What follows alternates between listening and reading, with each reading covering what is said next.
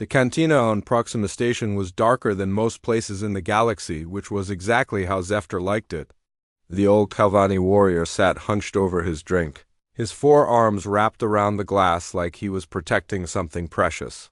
His scales had lost their shine years ago, and deep scars ran across his carapace where human weapons had found their mark. The young journalist sitting across from him looked nervous, her recording device trembling in her small hands. "You want to know about the human war," Zephyr said, his voice like gravel grinding against metal. "Everyone does these days. They all want to hear war stories, but they never want to hear the truth. The truth is that we were fools, and the humans taught us what real war looks like." The journalist leaned forward. "Tell me about first contact. What really happened when the Coalition met humanity for the first time?" Zephyr's eyes went distant, staring at something only he could see. 3 years ago, the Galactic Coalition was the strongest force in known space. We had been expanding for over 2,000 years, bringing peace and order to primitive worlds. Some species joined willingly when they saw our ships in their skies. Others needed convincing. A few had to be conquered. But in the end, they all became part of something greater than themselves. He took a long drink before continuing. The scouts found Earth during a routine expansion sweep.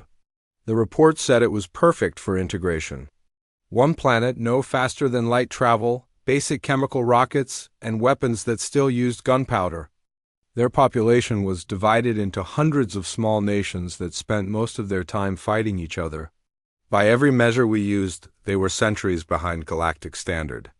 The cantina around them buzzed with quiet conversations in a dozen different languages, but Zephyr's voice cut through the noise like a blade.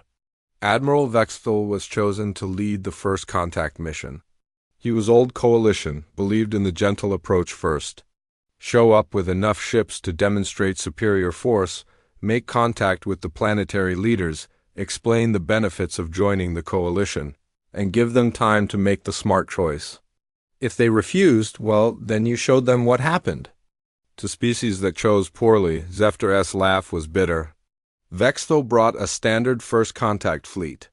50 ships, including 3 dreadnoughts and his flagship, the Eternal Glory, more than enough firepower to glass a planet if necessary, but impressive enough to make most species think twice about resistance.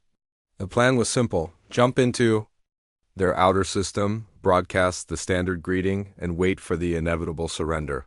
The journalist's fingers danced over her recording device. "But that's not what happened." "No," Zephyr said.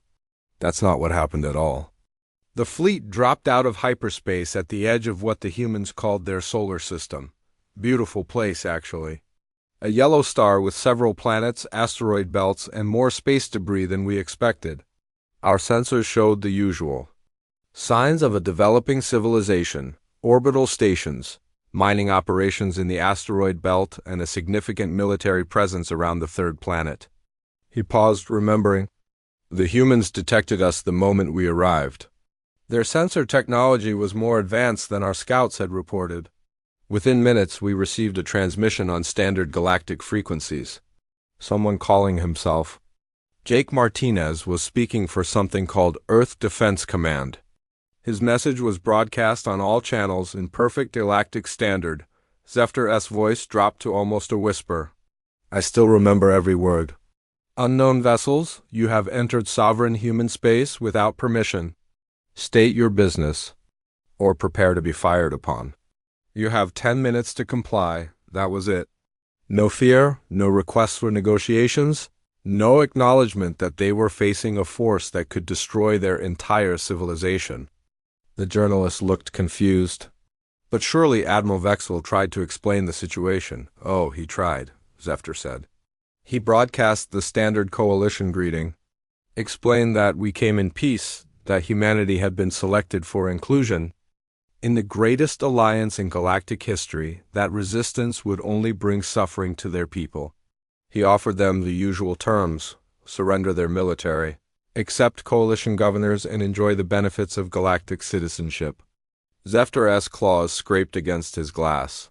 Jake Martinez's response came back immediately. "We decline your generous offer.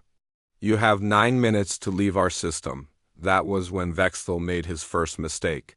He thought he was dealing with primitive minds that couldn't grasp the reality of their situation.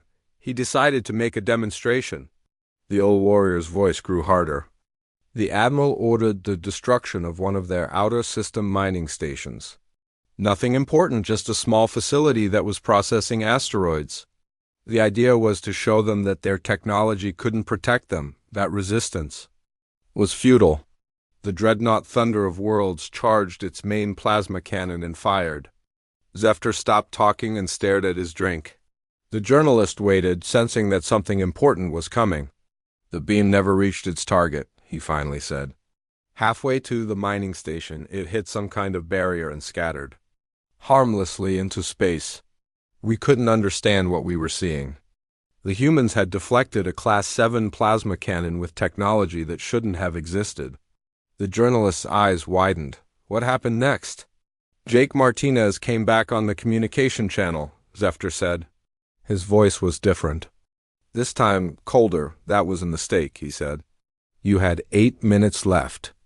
Now you have 30 seconds. Vexthel was still trying to figure out how they had blocked the plasma beam when the first human weapon fired. Zephyr's hands trembled as he continued. It wasn't energy-based like our weapons. It was solid matter, moving faster than our sensors could track. A tungsten rod the size of a shuttlecraft, accelerated to impossible speeds by some kind of magnetic launcher. It punched through the Thunder of Worlds shields like they weren't even there, through the armor plating and straight through the ship's power core. The cantina seemed to grow quieter around them. The dreadnought just came apart. One moment, it was there. The next, it was an expanding cloud of debris and radiation. 3,000 coalition soldiers died in an instant, killed by a weapon that was essentially a very big bullet fired very fast. Zephyr finished his drink and signaled for another. That was when we learned our second lesson about humans. They don't just fight back when you attack them. They fight back better than you do. Zephyr's new drink arrived, and he wrapped his claws around it like a lifeline. The journalist across from him had gone pale during his description of the first human attack, but she kept her recording device steady. Around them, other patrons had stopped their own conversations to listen to the old warrior's tale. After the Thunder of Worlds was destroyed, Admiral Vexthel did what any reasonable commander would do, Zephyr continued. He ordered the fleet to pull back and reassess the situation. We had underestimated human technology, but we still had 49 ships against whatever defenses they could mount. The Admiral called for reinforcements and prepared for a proper siege. Zephyr's laugh was hollow. We spent 6 hours studying their system, trying to understand what we were facing. Our best military analysts worked around the clock, scanning every human installation, every orbital platform, every ship. What they found didn't make sense. The humans had no energy shields, no plasma weapons, no antimatter drives. Their technology was still based on chemical reactions and basic physics. By every standard we knew, they should have been helpless. The old Kelvani shifted in his seat, his scarred carapace catching the cantina's dim light. That was when Colonel Lisa Bennett introduced us to human creativity. She commanded something called Luna Base, built inside Earth's moon. Our sensors had detected it, of course, but we assumed it was just another mining operation or research facility. We were wrong. Zephyr took a sip of his drink before continuing. The moon opened up like a flower. Sections of its surface slid away to reveal the largest weapon platform any of us had ever seen. The humans had hollowed out their satellite and turned it into a fortress. But that wasn't the terrifying part. The terrifying part was what they did next. The journalist leaned forward. What did they do? They turned physics into a weapon, Zephyr said. Luna Base was essentially one giant railgun, using magnetic fields to accelerate projectiles to speeds we thought were impossible. But these weren't random shots. Each tungsten rod was guided by artificial intelligence, programmed to track and intercept moving targets. The humans had turned their moon into a sniper's nest that could hit anything in their solar system. Zephyr's voice grew distant. Bennett opened fire on our forward scout group. 12 ships, all moving in evasive patterns, all protected by military-grade shields. The tungsten rods came at us like angry gods. Our point defense systems couldn't track them because they were moving too fast. Our shields couldn't stop them because they were solid matter, not energy. In 30 seconds, 12 coalition vessels became expanding clouds of debris. The cantina had grown completely quiet now. Even the bartender had stopped cleaning glasses to listen. But Luna Base was just the beginning, Zephyr continued. While we were dealing with the kinetic bombardment, something else was happening to our fleet. Ship after ship began reporting system malfunctions. Navigation computers were giving false readings. Weapon systems were targeting friendly vessels. Communication networks were spreading viruses that crashed entire subsystems. Zephyr's claws scraped against the table. A human named Danny Kim was responsible for that nightmare. Barely 20 years old, working from a hidden facility somewhere in the asteroid belt. He had found a way to hack our quantum communication networks using something they called entanglement interference. Every message we sent, every data packet we transmitted, became a potential weapon in his hands. The old warrior's voice dropped to a whisper. Within an hour, half our fleet was fighting itself. Ships that had served together for decades were firing on each other because their computers thought they were facing enemy vessels. Command and control broke down completely. We couldn't trust our own instruments, our own weapons, our own allies. Zephyr paused, staring into his drink as if it contained answers to questions he didn't want to ask. That was when Captain Roy Henderson arrived with the first human battle fleet. We detected them on long-range sensors, and what we saw made no sense. Their ships looked like they had been built in a scrapyard. Hulls welded together from mining equipment, weapons mounted on civilian cargo haulers, armor plating that looked like it came from industrial machinery. The journalist frowned. But surely those ships couldn't threaten a coalition fleet. That's what we thought, Zephyr said. Admiral Vexville ordered the remaining functional ships to engage the human fleet. We still had superior numbers, better armor, more advanced shields. By every measure that mattered, we should have won. Easily, Zephyr's laugh was bitter. The humans didn't fight like any enemy we had ever encountered. They didn't form proper battle lines or follow standard tactical doctrine. Instead, they came at us like a pack of wild animals. Henderson's flagship, a converted asteroid processor called the New York Fury, rammed straight through our defensive. Formation at full speed, the old Calvani's voice grew harder. We had never seen anything like it. The humans were using their own ships as weapons, turning them into guided missiles. They would accelerate toward our vessels and then use emergency thrusters to slam into our hulls. Their ships were destroyed in the process, but so were ours. They were trading one human vessel for one coalition ship, and they seemed perfectly willing to make that exchange. Zephyr took another drink, but ramming attacks were just the beginning. The humans deployed something they called nuclear mines throughout the battle zone. Primitive fusion devices that could crack a cruiser's hull if they detonated close. Enough, our sensors couldn't detect them because they were so simple, just metal spheres with basic proximity triggers.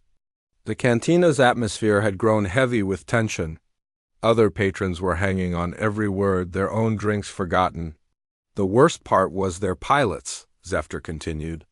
They had no sense of self-preservation.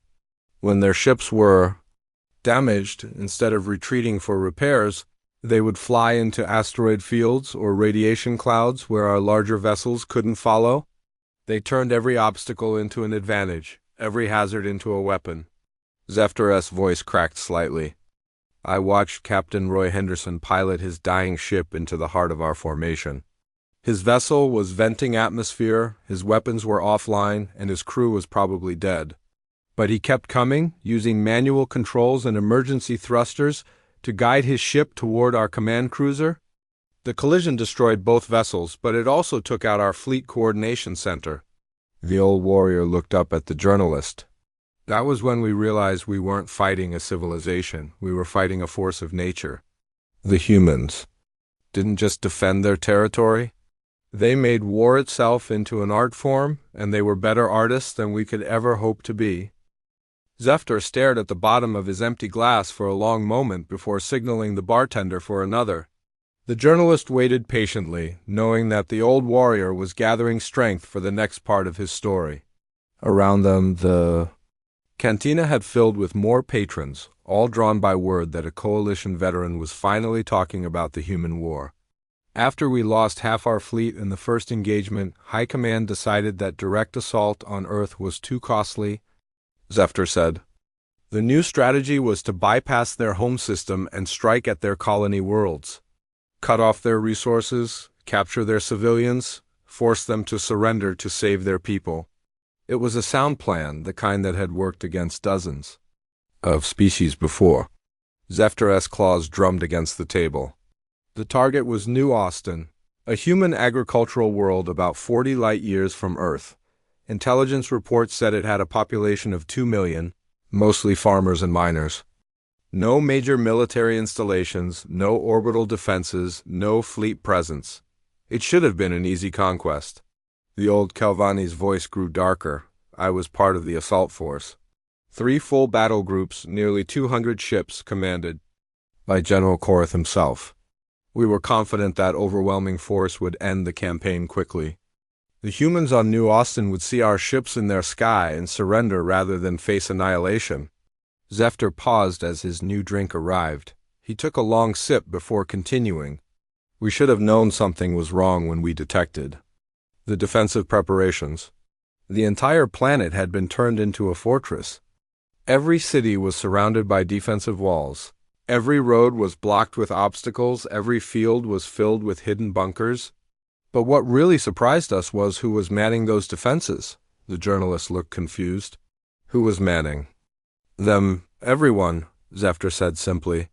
Every human on that planet was armed and ready to fight.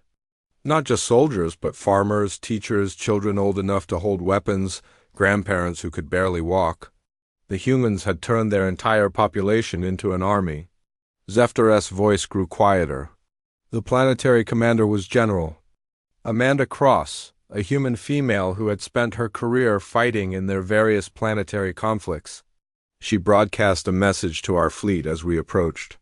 No surrender offer, no negotiations, just a simple statement. Come and take it. That was all. 3 words that would haunt my dreams for the rest of my life. The old warrior shifted in his seat, his scarred carapace creaking. The ground assault began at dawn, local time. We landed 50,000 troops in the first wave, expecting token resistance from whatever militia the humans could muster. Instead, we walked into hell. Zefter's voice became distant, as if he was seeing the battle play out again in his mind. The humans had prepared for months. Every building was booby-trapped, every tunnel was a maze filled with explosives, every intersection was a killing field. They didn't fight like soldiers. They fought like the planet itself was trying to kill us. The cantina had grown completely silent. Even the background music seemed to have stopped. I remember the first human I fought on New Austin, Zefter continued. A young male named Billy Turner, barely 18 years old according to his identification. He was defending a farm complex with nothing but a primitive chemical projectile weapon and his knowledge of the local terrain. My assault squad was 47 experienced Calvani warriors, veterans of a dozen campaigns. Zefter's laugh was hollow. Billy Turner held us off for 6 hours. He moved through irrigation ditches and crop fields like a ghost, appearing long enough to kill one of my soldiers and then vanishing again. He knew every rock, every tree, every hiding place within kilometers. When we finally cornered him in a barn, he had killed 37 of my squad, the old warrior's voice cracked. 37 experienced soldiers killed by one human boy? With a rifle and unlimited determination. When we found his body, he was still clutching his weapon, still trying to reload it. He had fought until his ammunition ran out, then used the rifle as a club, then fought with his bare hands until the end. Zefter took another drink, his hands trembling slightly. But Billy Turner was just one human among millions. Across the planet, similar scenes were playing out. Farmers who could hit a target at impossible ranges. Miners who had turned their industrial equipment into weapons of war. Children who knew how to make explosives from common chemicals. The journalist leaned forward. How did the coalition respond? We adapted, Zefter said. General Korath brought in heavy armor, air support, orbital bombardment platforms. We thought superior firepower would break human resistance. Instead, they adapted faster than we did. Zefter's voice grew darker. The humans introduced us to something they called guerrilla warfare. They didn't try to hold territory. Instead, they made it impossible for us to hold territory. Supply convoys would disappear without a trace. Officers would be found dead in their command bunkers. Entire garrisons would wake up to discover their weapons had been sabotaged during the night. The old Calvani's claws scraped against his glass. There was a human female named Kate Morrison, a sergeant in their planetary defense force. She led a resistance cell that operated behind our lines for 8 months. 8 months of constant harassment, sabotage, and assassination. Her group would capture our equipment and turn it against us, recruit other species who had grown tired of coalition rule, and spread their rebellion to other worlds. Zefter stared into his drink. Morrison's cell was responsible for the destruction of 3 supply depots, the assassination of 12 coalition officers, and the liberation of 2 prisoner camps. Every time we thought we had her cornered, she would vanish like smoke. Every time we thought we had broken her network, new attacks would begin somewhere else. The cantina's atmosphere had grown heavy with the weight of the old warrior's memories. The siege of New Austin lasted 14 months. 14 months of urban warfare, tunnel fighting, and constant terror. We controlled the major cities during the day, but at night the planet belonged to the humans. They moved through their own world like predators, striking without warning and disappearing before we could respond. Zefter's voice became barely audible. In the end, we held the planet but lost the war. The cost of occupying New Austin required more resources than the world could provide. We had won the battle but destroyed everything worth winning. The humans had turned conquest into a losing proposition. The old warrior looked up at the journalist with haunted eyes. That was when we learned the most important lesson about humanity. They don't just fight to win. They fight to make sure that even if they lose, their enemies pay a price too high to bear. New Austin broke something in the coalition leadership. They began to understand that conquering humanity might cost more than the entire rest of the galaxy was worth. Zefter's 4th drink sat untouched as he gathered the strength to continue his story.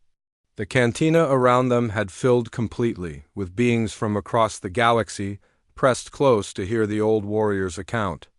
The journalist noticed that even the bartender had stopped working, listening intently to every word.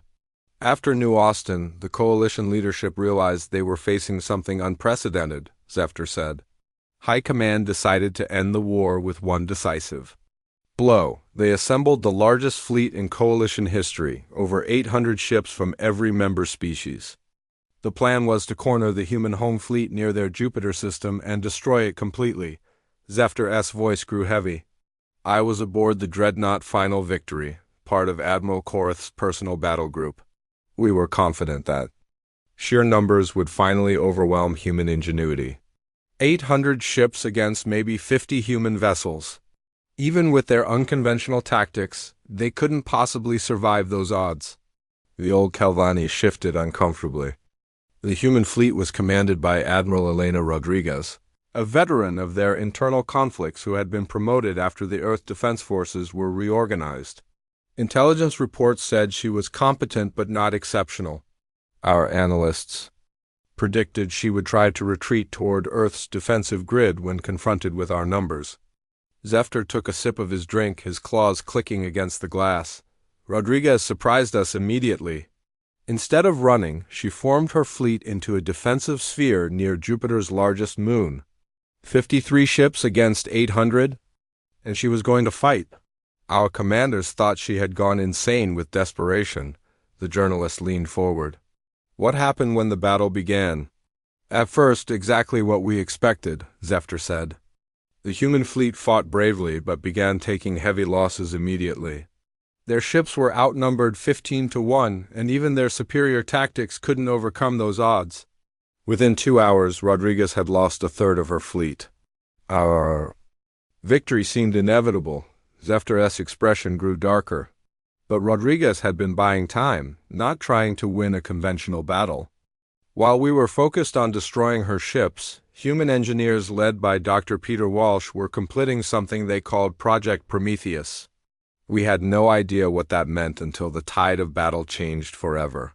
The old warrior's voice dropped to a whisper. It started with a ripple in space near Jupiter's moon. Our sensors detected massive energy readings, but nothing we recognized. Then space itself seemed to tear open, revealing a swirling vortex that defied everything we knew about physics. Zefter paused, his scarred face reflecting the cantinas. Dim light. The humans had learned to create artificial wormholes, not for travel between star systems, but for tactical movement within a single battle zone. Suddenly, human ships were appearing everywhere at once, materializing inside our defensive formations, striking from impossible angles. The cantina had grown so quiet that the old warrior's breathing was audible. A cruiser commanded by Captain Steve Murphy appeared directly inside our flagship's shield perimeter. Before we could react, he had crippled our main engines and vanished through another wormhole. Commander Rachel Stone led a squadron through a portal that opened in the middle of our supply convoy, destroying 6 support ships before disappearing. Again, Zefter's claws scraped against the table. We couldn't fight an enemy that could be anywhere, anytime. Our tactical computers couldn't track targets that appeared and disappeared at will. Our weapons couldn't hit ships that existed in normal space one moment and were somewhere else entirely the next moment. The old Calvani's voice grew strained. The psychological effect was devastating. Coalition crews began reporting human ships. In sectors where our sensors showed empty space, gunners were firing at shadows, afraid that the next wormhole would open directly beside their stations. Command and control broke down as officers tried to coordinate defenses against an enemy that followed no known laws of physics. Zefter finished his drink in one gulp, but the real turning point came when the humans broadcast a message across all coalition frequencies. It was General Nathan Price, speaking on behalf of Earth Defense Command. His words were calm, measured, and absolutely terrifying. The journalist waited as Zefter gathered himself to continue. Price said that what we were seeing was just a demonstration, Zefter continued. He explained that humanity had developed the ability to open wormholes anywhere in the galaxy at any time, without warning. Then he said something that changed everything. This is what happens when you threaten our families. Surrender now, or we will visit every world you call home. Zefter's voice cracked. At that moment, every coalition species realized that the war had come home.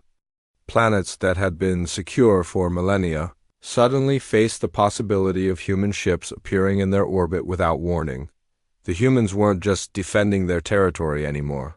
They could strike anywhere, and there was no defense. Against an enemy who could appear from nowhere, the old warrior's hands trembled as he continued.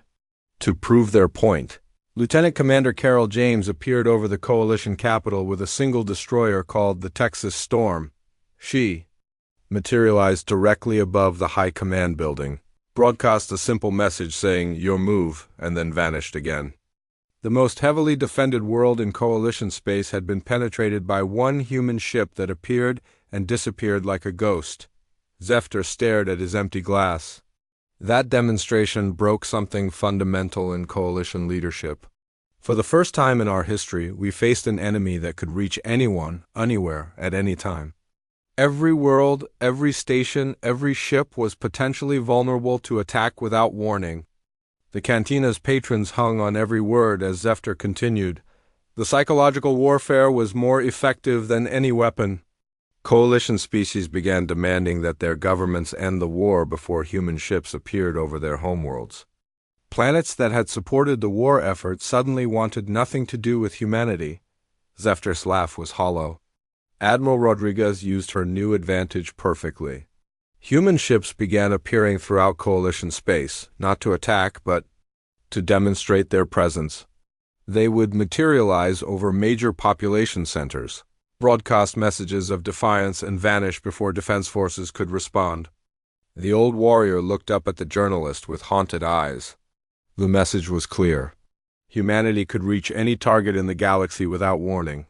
No coalition world was safe, no fleet was secure, no installation was beyond their reach. We had started a war thinking we were fighting a primitive species trapped on one planet. Instead, we discovered we were fighting an enemy that could be everywhere at once. Zefter's voice became barely audible. But that was when the coalition leadership finally understood what they were facing. The humans weren't just another species to be conquered. They were evolution's answer to the question of what happens when intelligence meets absolute determination, backed by a technology that could reshape the very nature of warfare itself. Zefter sat in silence for several minutes, staring at his hands as if they held answers to questions he had carried for years. The cantina around them was completely still, with dozens of beings from across the galaxy waiting for the conclusion of his story. The journalist kept her recording device steady, knowing that these final words would be the most important. The surrender came 3 weeks after the coalition capital was penetrated, Zefter finally said. High Command had no choice. Every major world was demanding an end to hostilities, and our military leaders knew that continuing the war would only bring human retaliation to every populated system in coalition space. The old Calvani's voice was heavy with memory. I was present at the surrender ceremony, held aboard the human flagship New York Fury in neutral space. Commander Alex Turner represented Earth Defense Command, a quiet human male who had earned his reputation fighting our forces in the asteroid belts.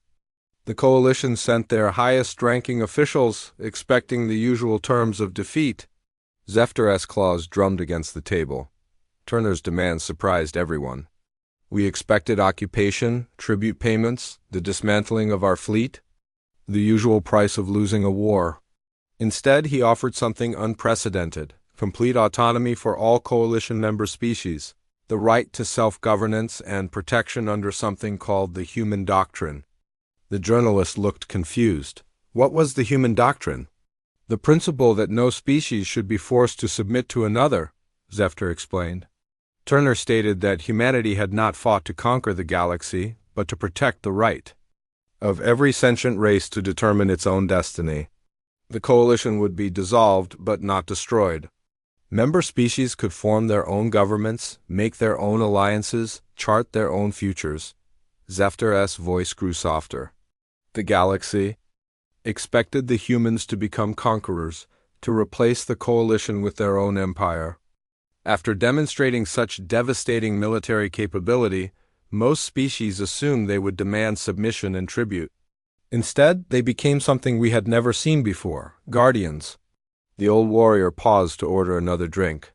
Captain, Mary Johnson established the Terran Defense Corps within 6 months of the surrender, a volunteer force dedicated to protecting smaller species from aggressive neighbors. Any world threatened by conquest could request human protection, and the TDC would respond with the same fury they had shown against the coalition. Zefter's scarred face showed something that might have been a smile. Major Chris Davis founded the Galactic Peacekeeping Academy on the former coalition capital world. Beings from across the galaxy could learn human military tactics, not for conquest, but for defense. The same techniques that had devastated coalition forces were now being taught to anyone who wanted to protect their people. The cantina's atmosphere had grown lighter, as if a great weight was being lifted. The transformation was remarkable, Zefter continued. Species that had been oppressed under coalition rule suddenly found themselves free to pursue their own destinies. Ancient grievances were settled through negotiation rather than warfare. The galaxy began to heal from centuries of forced unity. Zefter took a sip of his new drink. But the humans didn't just offer protection, they offered partnership. Human engineers helped rebuild worlds damaged by coalition occupation. Human scientists shared their knowledge freely, advancing galactic technology by centuries in just a few years. Human diplomats mediated disputes that had festered for generations. The old warrior's voice grew thoughtful. I spent the years after the war trying to understand what we had encountered. The humans were unlike any species we had ever known. They fought with absolute determination when threatened, but showed remarkable mercy in victory. They could have enslaved the galaxy, but instead chose to liberate it. Zefter looked around the cantina, noting the mix of species listening to his story. That diversity you see here tonight, that freedom to travel and trade and speak your minds, that exists because humanity chose protection over domination. They proved that the strongest species could also be the most generous. The journalist leaned forward. Do you regret fighting them? Zefter's laugh was genuinely amused for the first time all evening. Child, I regret that my species was foolish enough to make them fight us. In all my years as a warrior, I learned one truth. Humans are terrifying enemies, but they are the most loyal friends the galaxy has ever known. The old Calvani's voice grew serious again. The war taught us that there are worse things than being conquered by humans, like being their enemy when someone threatens their friends. The nightmare we lived through became the galaxy's salvation, and every night I thank the void that when the next great threat comes, the humans will be standing with us, not against us. Zefter stood slowly, his scarred carapace creaking with age. 3 years ago, we thought we were facing a primitive species that needed to be brought into civilization. Instead, we discovered that they were civilization in its purest form. They showed us what it means to fight for something greater than yourself, to protect those who cannot protect themselves, to choose mercy when vengeance would be easier. The old warrior placed payment for his drinks on the table. Throughout the cantina, other veterans nodded in understanding. They all carried the same knowledge, the same hard-earned wisdom. Humanity's greatest strength was not their weapons or their tactics or their technology. It was their unwavering belief that some things are worth fighting for, no matter the cost. Zefter turned to leave, then paused to look back at the journalist. You want to know the real lesson of the human war. It's this: we thought we were teaching them about galactic civilization, but they were the ones who taught us what civilization actually means. The strong protecting the weak, the fortunate helping the struggling, the many standing together against those who would oppress the few. The old Calvani's final words carried across the silent cantina. The nightmare is over, child. The guardian age has begun. And somewhere out there, human ships patrol the darkness, making sure that no species ever again has to face what the Coalition offered. They gave us something more valuable than conquest or submission. They gave us hope. As Zefter walked toward the exit, beings throughout the cantina raised their glasses in a toast that had become common across the galaxy. To the humans, they said in unison, their voices carrying a dozen different accents and languages. May they never have cause to remind us again why war is their specialty and peace is their gift. The old warrior smiled as he stepped into the corridor, carrying with him the knowledge that his species' greatest defeat had become the galaxy's greatest victory. Behind him, the cantina slowly returned to its normal sounds, but the story would spread, as it always did, carrying the lesson that sometimes the most terrifying enemy can become the most treasured friend.